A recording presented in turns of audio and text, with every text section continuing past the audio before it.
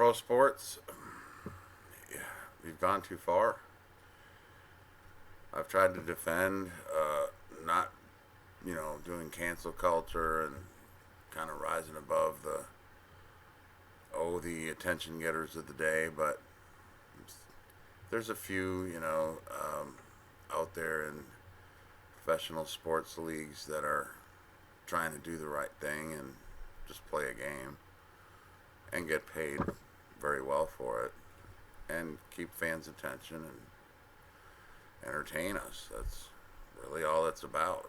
It's all it's for. But now it's turned into this requirement. It seems that players of professional sports, whether it's football, baseball, basketball, the three main American sports that used to be and loved and adored by most Americans, part of our lives. You've robbed us of all that because you went political.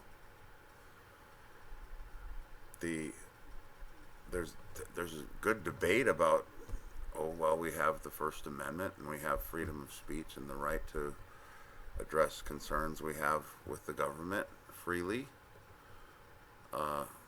But we also have the other side of that, which is how you do it may not be the wisest choice. While you might get attention, what kind of attention is it? Very negative attention. Yeah, you're raising awareness, but how you're doing that is oppressive. It's robbing the sport from the sport. It's robbing the whole purpose away from. Look, Colin Kaepernick wasn't that great. He was good, but he wasn't that great. So he started not getting the attention he wanted. So, like a spoiled brat, he figured out a way and created whatever narrative to go with it. And it's a reasonable concern. We shouldn't be oppressive in America, ever. We have had our moments we're not proud of. But that doesn't mean 330 million people are all a bunch of ranting and raving racists. It was quite the opposite, to be honest. And in this country, go find one that has overcome more oppression and racism in its own borders and outside its borders than the United States of America. Wish you luck. Good luck with that. But so here we are with my favorite team, obviously, for most of you who know me, the Houston Texans. They're going to play tomorrow. And, we've gone through this roller coaster ride, but of political impacts to the game when there's really no need for it as far as sports go. And a lot of that lecturing and virtue signaling is to a group of people who these players know nothing about. And it's their fans. It's the people who pay them. So basically their bosses, they're basically telling us, you better do things the way we think you should do them. Regardless of what we do in our lives, they have no clue who we are. Well, it's unfortunate, and it's breaking people's hearts, really, because the love for the game and the love for the players that used to be fantastic and exciting to watch, and then the competition and the friendly competition between families and friends, and that's gone now. We got nothing. There's all you crybabies getting paid hundreds of thousands of dollars to millions of dollars a year have decided en masse that now we need to be lectured about what you think is right with your politics. I've tried to defend you, man, but I got nothing. Y'all have gone past the line. I can give you any, like, I don't like cancel culture, and I really fight hard to resist the natural tendency to go, well, that's not right. I'm not going to buy that product. But I can't. I got nothing left. It's inundated now.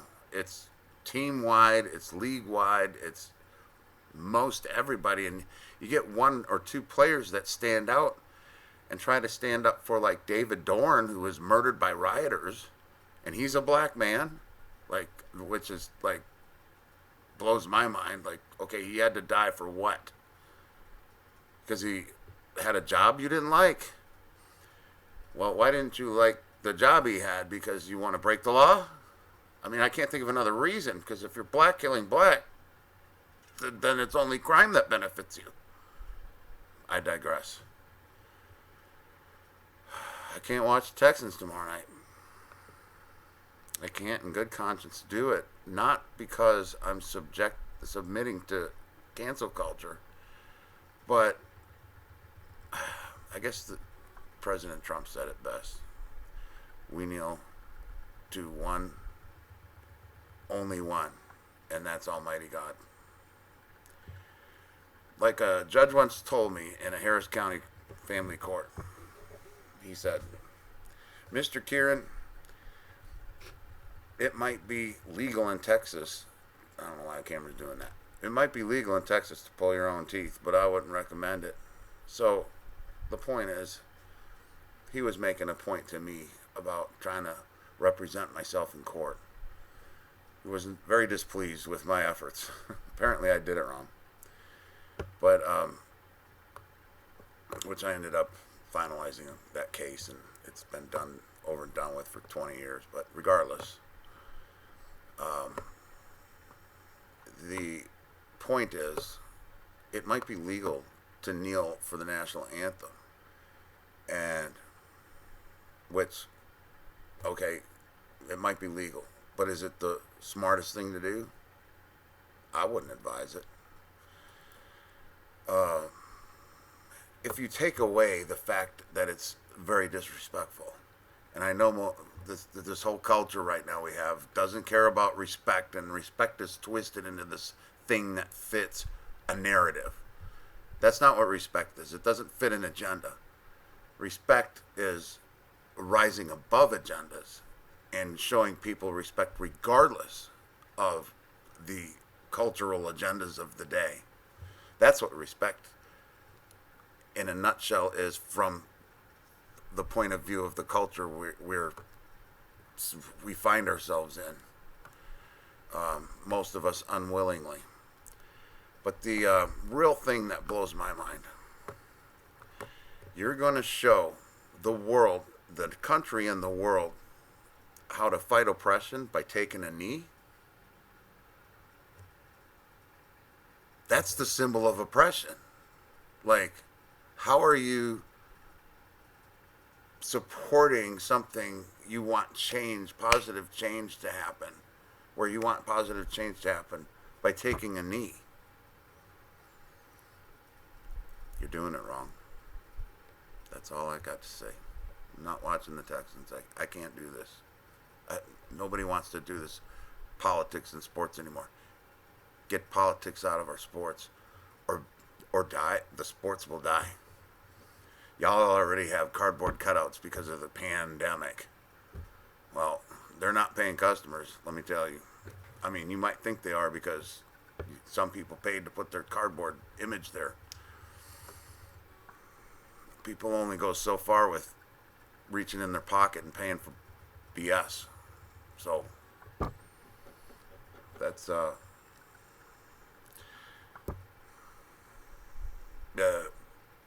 Roger Goodell doesn't own this country. He doesn't own the national anthem, and he doesn't own the flag that Betsy Ross made for us. Why he thinks that that's okay, and now owners and managers, GMs and coaches are all full blaze ahead. They're going in with it. Pretend to take on representation of our flag and all of their fans as if we all are committing their crimes. Okay, maybe they feel guilty because they've been racist in their lives. That's not my fault. Don't make that my problem. You don't know me, so I won't be watching it. Sorry, JJ. I know you're a good guy, but you're in a league that is anti-American. I can't do it.